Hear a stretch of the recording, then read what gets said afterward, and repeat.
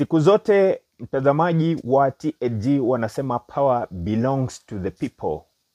And of course, mamlaka yanaletwa na wananchi ambao ni wenye taifa. Taifa la Tanzania limeshuhudia maandamano makubwa zaidi hapo jana, wakati ambapo shughuli mzima ya uchaguzi ilikuwa inaandaliwa. Je, huu ni mwamko mpya kwa mataifa mengine? Na je, mataifa mengine yanaangalia ni kipi ambacho kinajiri nchini Tanzania? Kufikia mwezi jana ama miezi takriban miwili ambayo imepita pale nchini Tanzania, siasa hazijakuwa rahisi. And of course nikizungumzia wakati ambapo miezi miwili kuelekea uchaguzi mkuu ambao ulikuwa ufanyike hapo jana ama uliokuwa unafanyika hapo jana. Sasa mojawapo kati ya kitu ambacho kiliwashtua Tanzania ni kwamba maandamano yanaweza kuwa yakaandaliwa nchini Tanzania na vijana wa Gen Z. Maandamano ambayo polisi ama idara ya polisi na walikuwa wameyatupilia mbali na kusema kwamba usijaribu. Kumbe pale ambapo wanaambia watu usijaribu ndo wanafanya vile kukosea sana. Karibu kwenye TNG, hiki ni kituo nambari 1 ambacho kinakupa taarifa zinazojiri, especially sasa hivi wakati ambapo masuala ya kisiasa yanaendelea kutokota kwenye nchi mbalimbali, taifa la Tanzania, Kenya na kote Afrika, hata kote duniani. Tafadhali piga subscribe unapoendelea kutizama hii video. Mtazamaji, sasa hivi tunapozungumza tarehe 30 samahani, ambapo hapo jana macho yote yamekuwa yakielekezwa pale nchini Tanzania. Kitu ambacho kimekuwa kikileta gumzo zaidi mtandaoni. Unafahamu kwamba hapo jana kulikuwa na uchaguzi ambao ulikuwa umeandaliwa, tarehe rasmi ya uchaguzi katika taifa la Tanzania. Lakini kulikuwa na makundi mawili. Kikundi cha kwanza ni Watanzania ambao walisema kwamba watarauka kwenda kupiga kura na kuwachagua viongozi wanaowataka. Kikundi cha pili ni wale ambao walikuwa wanasema wanataka kukomboa taifa la Tanzania na hawakutaka uchaguzi ufanyike bila reforms, yani wakisema kwa lugha ya Kimombo no reforms no election, jambo ambalo lileta mgawanyiko wa vikundi viwili hapo jana. Sasa kile kilichotukia ni kwamba wengi walirauka na kuelekea pale kwenye vituo vya uchaguzi, ambapo rais wa sasa Mama Samia Suluhu mwenyewe alijitokeza na kuelekea kupiga pale kura na kuwarai wananchi watokee, kwani hali ni tulivu. Baada ya lisali moja, saa 4 asubuhi saa za Afrika Mashariki, Tanzania ilikuwa si Tanzania tena, kwani vijana wengi na Watanzania wengine walijitokeza barabarani huku wakiandaa maandamano makubwa zaidi, ambapo baadhi ya sehemu waliweza kuwalemea maafisa wa polisi na hata kuharibu vile vituo vingine vya upigaji kura, swala ambalo lilisambaratisha shughuli za kawaida pale nchini Tanzania.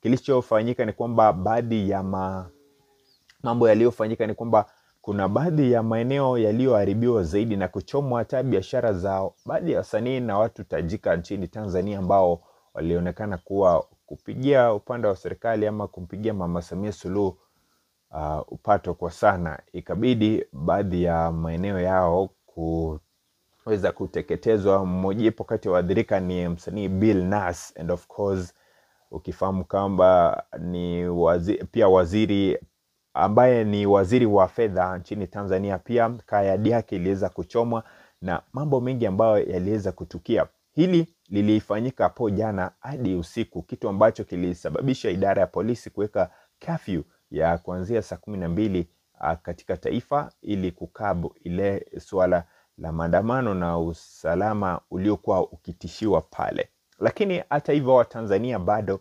hawajaweza kuridhika na kile ambacho baadaye kiliofisha serikali zaidi ni kwamba waliweza kuwarai wafanyikazi wa serikali pamoja na wanafunzi kusalia nyumbani huku wafanyikazi wa serikali wakihimizwa kufanya kazi kutoka nyumbani.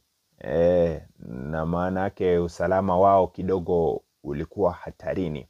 Kwa hivyo ni baadhi ya masuala ambayo yamefanyika hapo jana, na ukifahamu kwamba nchini Tanzania kusema kweli vyombo vya habari havijaweza kuonyesha kipi ambacho kimekuwa kikijiri kwa sana pale, na hili ni swala ambalo kidogo kitazama wazi kwamba vyombo vya habari havijaweza kufanya kwa undani sana vile kipi ambacho kimekuwa kikitukia pale kwenye vitongojini. Kwa hivyo most of the videos ama video mingi ambazo zimekuwa zikisagaa ni video ambao watu wamerekodi na kupost kwenye labda mitandao yao ya kijamii, lakini wengine pia wamekuwa wakihofia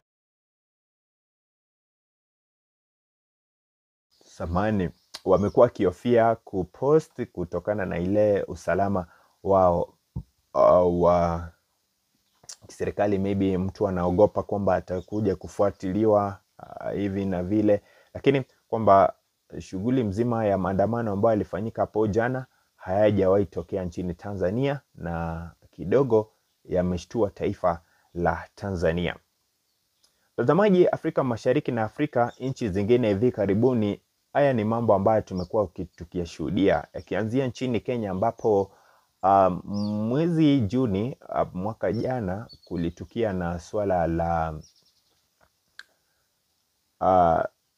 la finance bill rejection protect, yani finance bill 2025-2026. Sasa kile ambacho kilichofanyika ni kwamba waliweza kuprotest ama kuandaa maandamano kwenye miji mbalimbali katika taifa la Kenya, ambapo ilibidi serikali kuja kusikiza ni kipi ambacho wananchi walikuwa wakisema.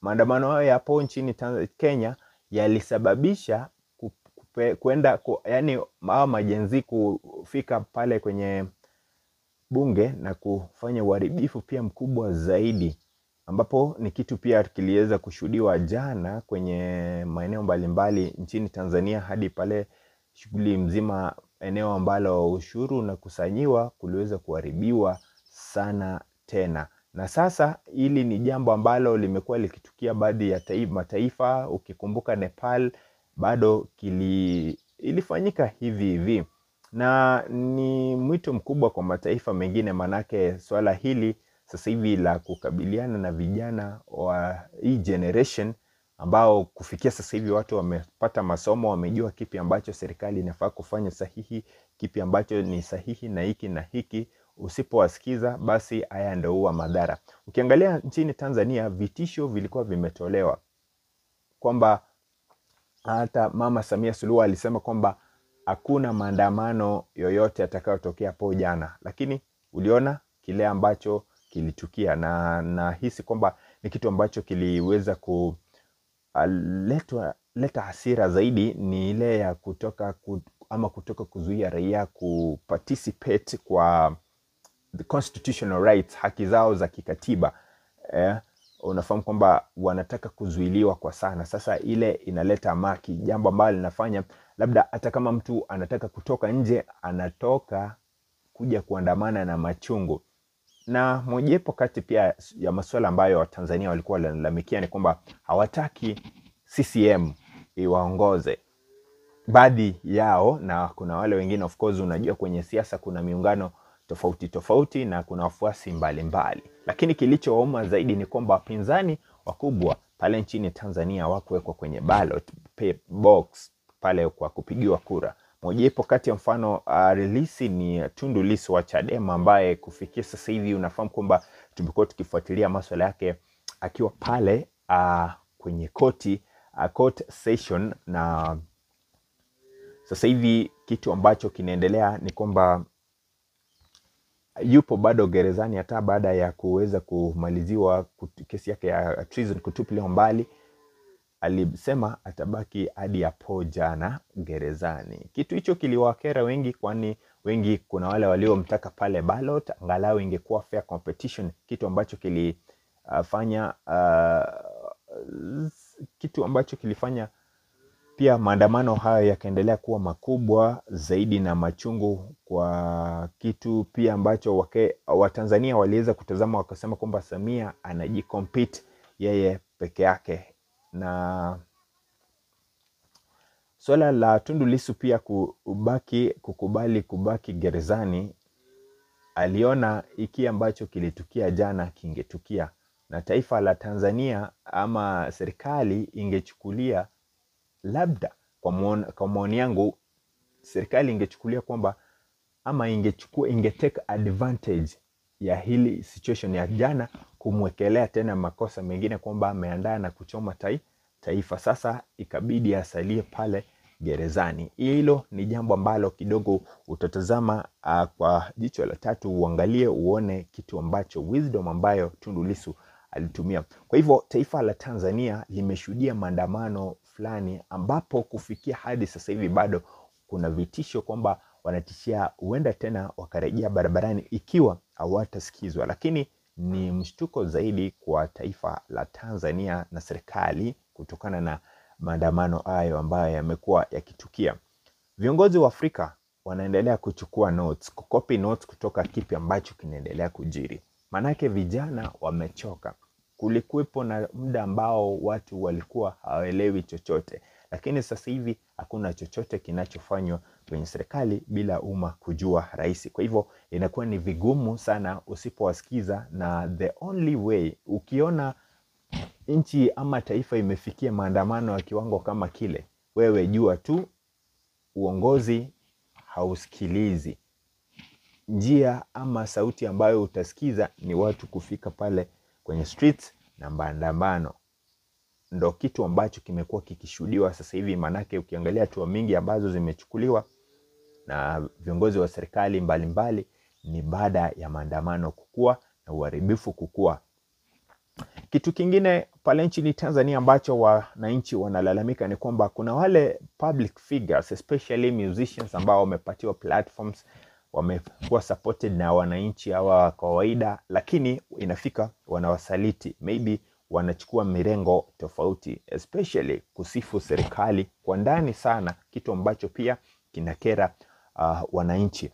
Sasa kile ambacho kilisababisha baadhi ya biashara kuchomwa ni kwamba kuna wasanii tajika ambao walikuwa wanapigia upato Mama Samia Suluhu. Kwa hivyo wako kama vile biased, lakini wako na mashabiki ambao wengine wana support serikali na wengine wa support serikali. Sasa hii inaleta mvutano. Wale ambao wa support serikali wanahisi kwamba huyo msanii ametusaliti ama ameungana na wale ambao wanafanya mambo ambayo hatutaki, kwa hivyo lazima tumpunish, na the only way wanampunish ama kumwadhibu ni kuweza kuchoma labda biashara yake ama kumdhuru kivyevote vile. Kwa hivyo ni baadhi tu ya masuala ambayo najiri, na mojawapo kati pia ya watu ambao wamekuwa mstari wa mbele ni mwanadada ambaye anafahamika kama Mange Kimambi, ambaye amekuwa akihimiza Tanzania kulikomboa taifa lao. Kila saa kila kuchao wamekuwa akizungumza akiwahimiza watoke hadi hapo jana ambapo aliweza kulia baada ya kuona kile ambacho kimetukia Tanzania. Lakini unafahamu kwamba ndo change ikuje lazima mambo mengi yafanyike. Kufikia sasa hivi hakuna pia ripoti ambazo zimetoka sana rasmi kutoka nchini Tanzania kuhusu na uchaguzi huo ambao ulifanyika hapo jana, lakini macho yote yanaelekea pale, yanaendelea kutizama. Nitakuwa naendelea kukupasha ni kipi ambacho kinajiri. Keep on subscribing hapa kwenye TNG. Ni tumaini langu kwamba Tanzania watarejea kwa amani na kila kitu kitakuwa sawa. Subscribe, nitakupasha zaidi. But what do you think about Tanzania's election na maandamano hapo jana? Drop kwenye comments pale.